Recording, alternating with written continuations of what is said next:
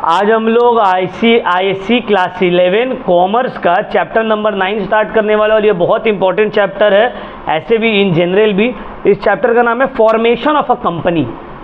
एक कंपनी को फॉर्म कैसे किया जाता है। हम लोग पढ़े अभी जॉइंट स्टॉक कंपनी होता क्या है, कितना टाइप्स ऑफ कंपनी है, लेकिन ये कंपनी एक फॉर्म कैसे होगा, उसका कोई प्रोसेस होगा ना, कोई स्टेप्स होगा ना, तो उसी को आज हम लोग पढ़ेंगे, फॉर्मेशन ऑफ अ कंपनी को। तो सबसे पहले देखो फॉर्मेशन ऑफ अ कंपनी में क्या स्टेप्स आते हैं उसको समझने हैं। सबसे पहला स्टेप है प्रमोशन का, दूसरा है इनकॉर्पोरेशन का, तीसरा है फ्लोटेशन और कैपिटल सब्सक्रिप्शन, और चौथा है commencement of the business.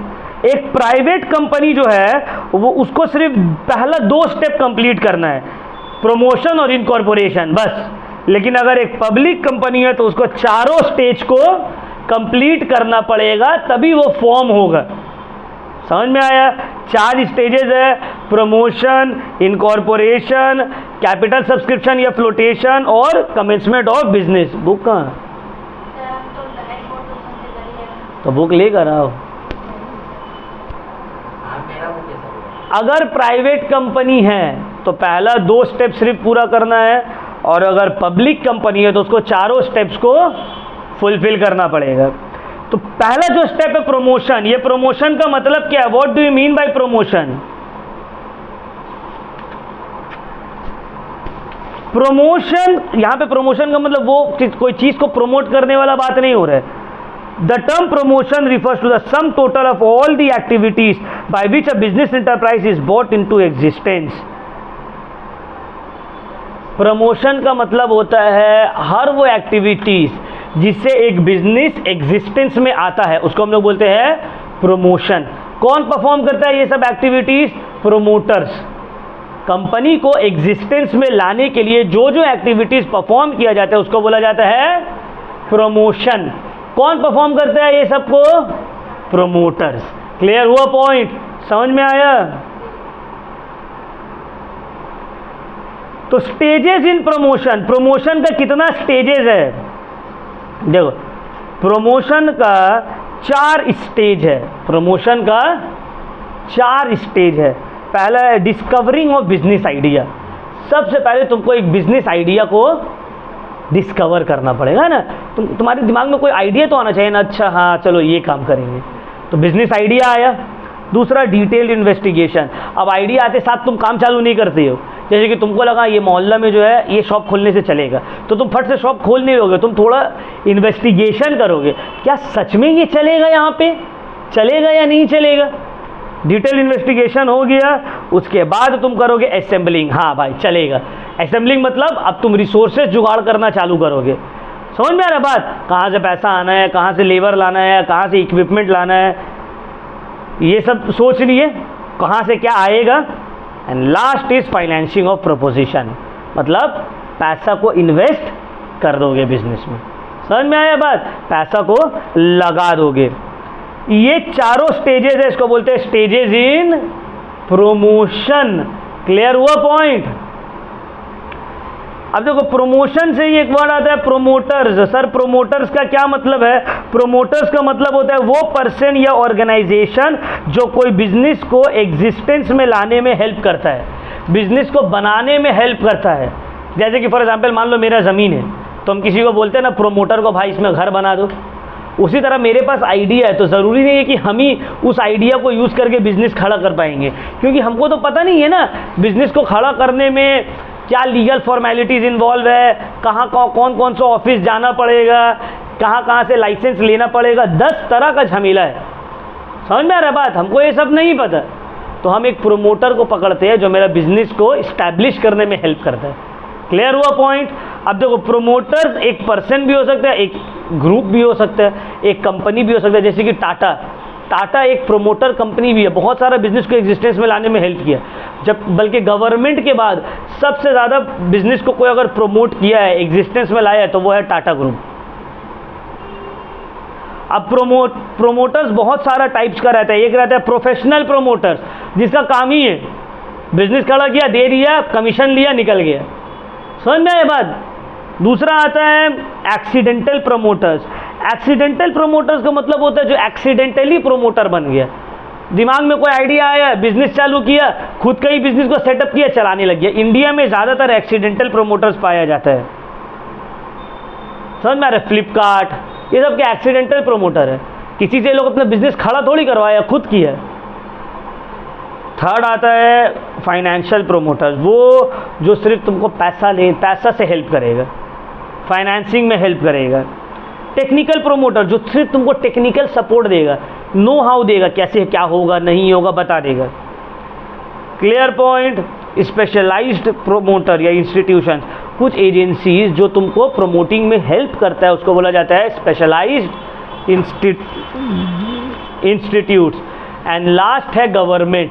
Government भी जो है ये भी क्या है तुम्हारा प्रोमोटर्स है। बहुत सारा बिजनेसेस को प्रमोट करने में गवर्नमेंट क्या करता है, हेल्प करता है तुमको। क्लियर हुआ पॉइंट। तो प्रोमोटर का मतलब क्या है समझ में आ गया, कितना तरह का प्रोमोटर होता है, क्लियर हुआ। चलो अब आते हैं प्रोमोटर का क्या फंक्शन है, प्रोमोटर करता क्या है। प्रोमोटर को बोला जाता है ना king pin of business world. King pin of business world मतलब किंग पिन का मतलब क्या है,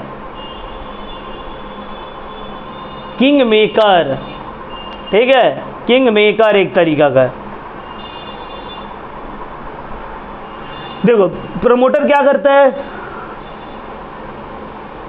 आइडिया कंसीव करता है बिजनेस का, प्रिलिमिनरी इन्वेस्टिगेशन करता है। जैसे तुम्हारे पास कुछ आइडिया आया, तुम बोलोगे भाई मेरे पास ये आइडिया आया, वो इन्वेस्टिगेट करेगा चलेगा या नहीं चलेगा। Conducting detail investigation, detail investigation भी तुम्हारे बिहाफ में वही करेगा। अलग अलग पर्सन जो लाइक माइंडेड पर्सन है उसको इकट्ठा करने का जिम्मेदारी रहता है उसको। कॉन्ट्रैक्ट्स में सब राइट्स परचेज करने का, कैपिटल उठाने का, ये सब मार्केट से पैसा उठाने का, ये सब जिम्मेदारी किसका रहता है, प्रमोटर का रहेगा, ठीक है ना।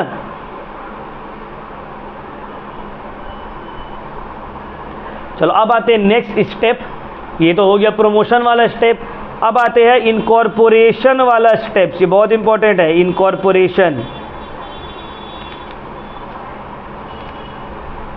सर इनकॉर्पोरेशन का मतलब क्या है, what do mean by incorporation. Incorporation का मतलब होता है registration of the company. Incorporation का मतलब रजिस्ट्रेशन, कंपनी को रजिस्टर्ड करवाना। बना तो लिए बट कंपनी का रजिस्ट्रेशन क्या कंपलसरी है। तो रजिस्ट्रेशन का कुछ प्रोसेस है, 3 स्टेप्स है रजिस्ट्रेशन का।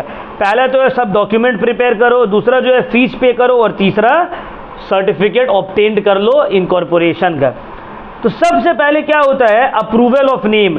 तुमको अपना कंपनी का तुम नाम रखिए, अब जो भी नाम रख लो, जैसे कि हम कल को जियो के नाम से कंपनी खोल लेते तो हो जाएगा, तुम्हारा नाम अप्रूव होगा, ये जो नाम है ये चलेगा। नाम अप्रूव हो गया, उसके बाद तुम करोगे फाइलिंग ऑफ डॉक्यूमेंट्स, तुम सब डॉक्यूमेंट्स फाइल करोगे। क्या क्या डॉक्यूमेंट्स फाइल करेंगे सर, अभी हम नाम बताते हैं, ये डॉक्यूमेंट्स का मीनिंग क्या है आगे हम लोग पढ़ेंगे।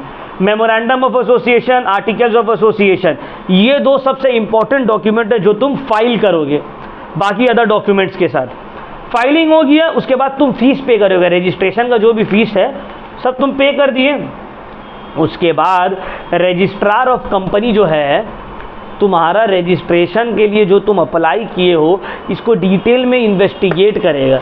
हर कंपनी तो रजिस्टर नहीं कर सकता है ना, डिटेल में इन्वेस्टिगेट करेगा, डॉक्यूमेंट चेक करेगा, A to Z सब देखेगा। सब देखने के बाद उसको लगेगा कि हाँ सब कुछ ठीक है, उसके बाद तुमको दे देगा सर्टिफिकेट ऑफ इनकॉर्पोरेशन कि लो बाबू तुम्हारा कंपनी हो गया इनकॉर्पोरेट। सर्टिफिकेट ऑफ इनकॉर्पोरेशन एक तरह का बर्थ सर्टिफिकेट है कंपनी का। तुम पैदा हुए उसका क्या कह रहे हैं, क्या प्रूफ है, तुम्हारा बर्थ सर्टिफिकेट, इस दिन तुम जन्म लिए। कंपनी का इनकॉर्पोरेशन सर्टिफिकेट उसका बर्थडे का प्रूफ है। समझ में आया। तो देखो जैसे ही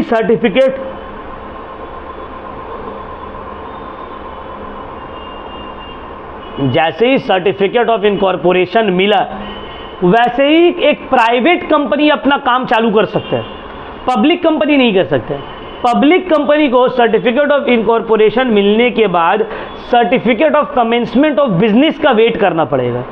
सर्टिफिकेट ऑफ इनकॉर्पोरेशन मिलने के बाद जब उसको certificate of commencement of business मिल जाएगा तब वो अपना काम चालू कर सकता है, उससे पहले नहीं। तो ये सब एमसीक्यू में भी आ सकता है, ठीक है ना। सर क्या क्या डॉक्यूमेंट्स लगता है कंपनी को फॉर्म होने में, अभी बताए, 2 डॉक्यूमेंट का नाम बताए, क्या क्या?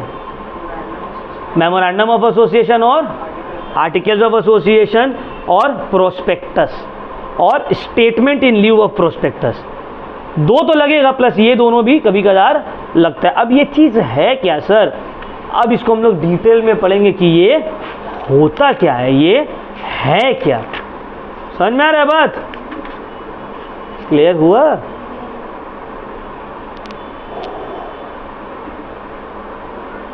चलो मेमोरेंडम ऑफ एसोसिएशन में आते हैं।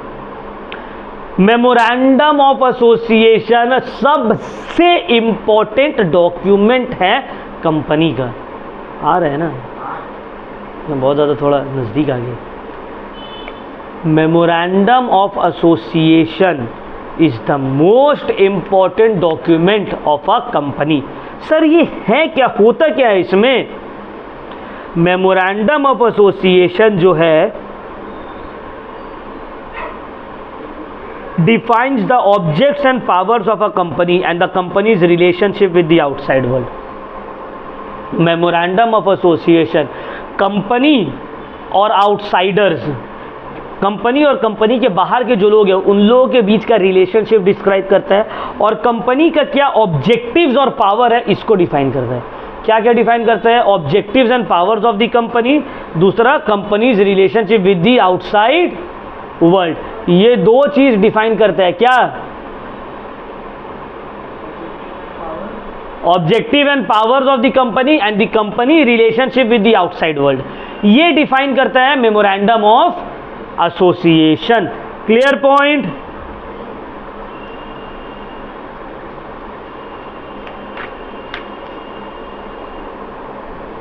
सर मेमोरेंडम ऑफ एसोसिएशन का क्या इंपॉर्टेंस है?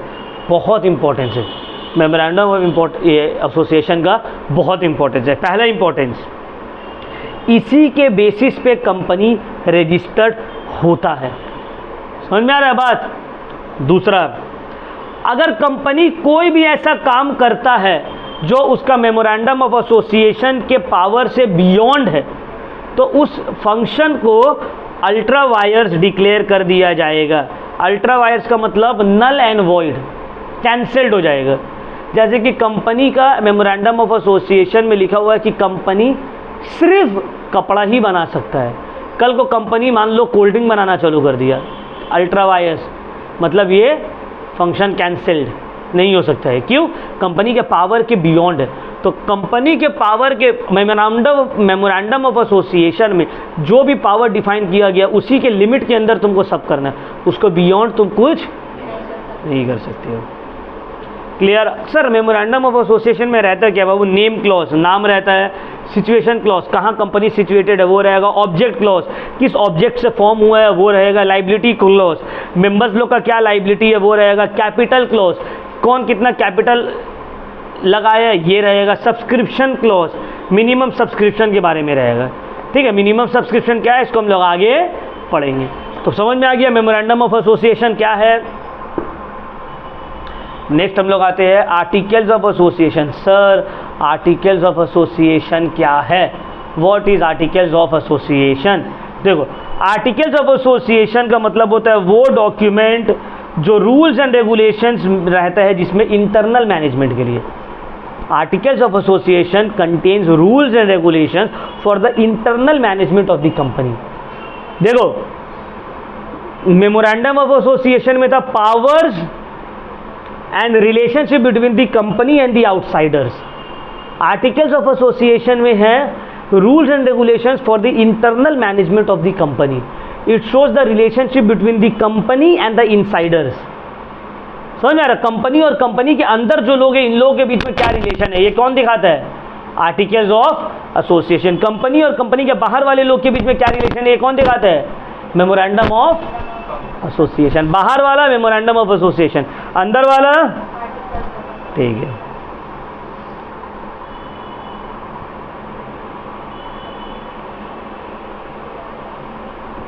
आर्टिकल्स ऑफ एसोसिएशन को ड्राफ्ट करना कंपलसरी नहीं है।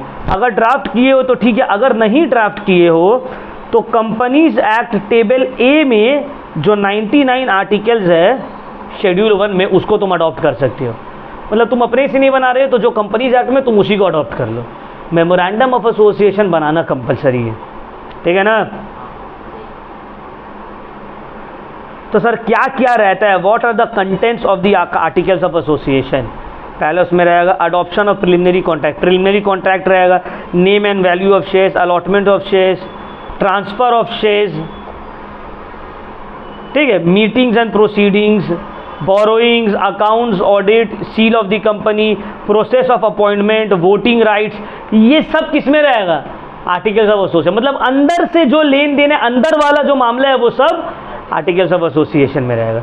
अब देखो difference between articles of association and memorandum of association, ये बुक में दिया हुआ है, ठीक है, इसको पढ़ लेना है, पेज नंबर 202 में दिया हुआ। It is very very important, ठीक है ना, वेरी वेरी इंपॉर्टेंट।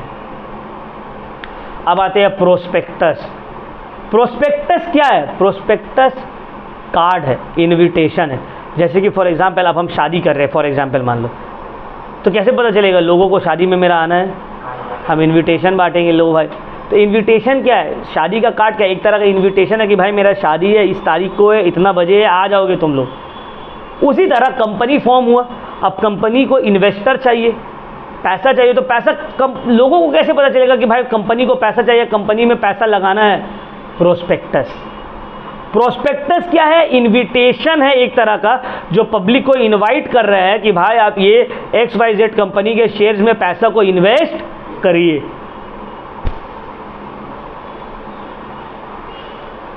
तो prospectus is an invitation to the public to subscribe to the shares and debentures of the company. Clear हुआ पॉइंट, समझ में आया। अब इसका फीचर्स क्या है, ये पब्लिक को इन्फॉर्म करता है, स्टिमुलेट करता है, भाई पैसा लगाओ, समझ में आया। दूसरा,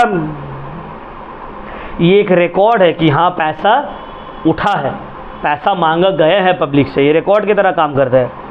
इसमें लिखा हुआ रहता है कौन पर्सन रिस्पॉन्सिबल है कंपनी के एक्शंस के लिए, कंपनी का पॉलिसीज़ को रिफ्लेक्ट करता है, ये इन्वेस्टर्स को डिसीजन लेने में हेल्प करता है। जैसे कि तुम बड़ा बड़ा स्कूल में जाओगे ना एडमिशन लेने या मैनेजमेंट कंपनियों में, तुम लोग को वो प्रोस्पेक्टस देते हैं, लो दे चेक करिए, तुम देखो अरे बाप इतना बड़ा कैंपस, इतना बड़ा लाइब्रेरी, इतना बड़ा जो है खेलने का जगह, तो क्या तुमको लालच दिला रहा, आओ एडमिशन लो, MIT में चले जाओ, फिर तुम्हारा IIHM में चले जाओ, जाओगे संगे संग प्रोस्पेक्टस देगा, तुम देखोगे कि हाँ सही है ना।